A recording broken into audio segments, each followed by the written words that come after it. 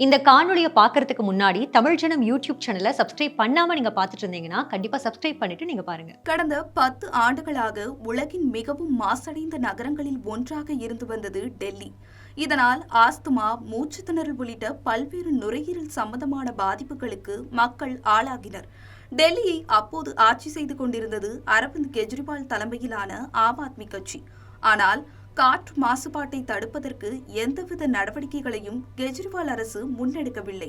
மாறாக பஞ்சாப் பகுதியில் விவசாயிகள் கழிவுகளை எரிப்பதுதான் டெல்லி காற்று மாசுபாட்டிற்கு காரணம் என்று பழி போட்டுவிட்டு அமைதியாக உட்கார்ந்து விட்டார்.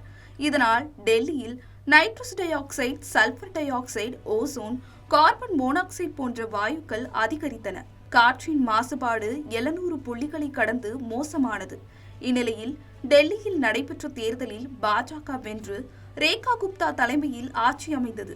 அதன் பிறகு சுற்றுச்சூழல் மாசை கட்டுப்படுத்த பல்வேறு நடவடிக்கைகள் மேற்கொள்ளப்பட்டன. முதல் கட்டமாக 6000 கிலோமீட்டர் நீளத்திற்கு சாலைகளில் உள்ள குப்பைகள் அகற்றப்பட்டன. தொடர்ந்து சாலைகளின் இருபுறமும் நீர் பாய்ச்சி அடிக்கப்பட்டது. இதனால் தூசிகள் எழுந்து காற்று மாசுபடுவது குறைந்தது. அடுத்தது 10,987.21 மெட்ரிக் டன் குப்பைகள் அகற்றப்பட்டது. கட்டிட தொழிற்சாலைகள் மூலம் வெளியான 2349.7 மெகா டன் கழிவுகளும் அகற்றப்பட்டன. இதனால் கழிவுகள் எரிப்பு, கரும்புகை வெளியாகுதல் குறைந்தது. இதுபோன்ற நடவடிக்கைகளால் தற்போது ஏர் குவாலிட்டி இண்டெக்ஸ் 67ஆக குறைந்துள்ளது.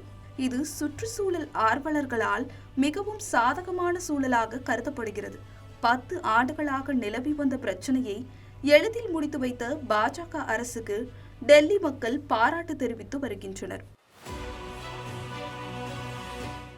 இது மாதிரி பல சுவாரஸ்யமான தகவல்களை பார்க்கணும்னா தமிழ் ஜனம் யூடியூப் சேனலை சப்ஸ்கிரைப் பண்ணுங்க.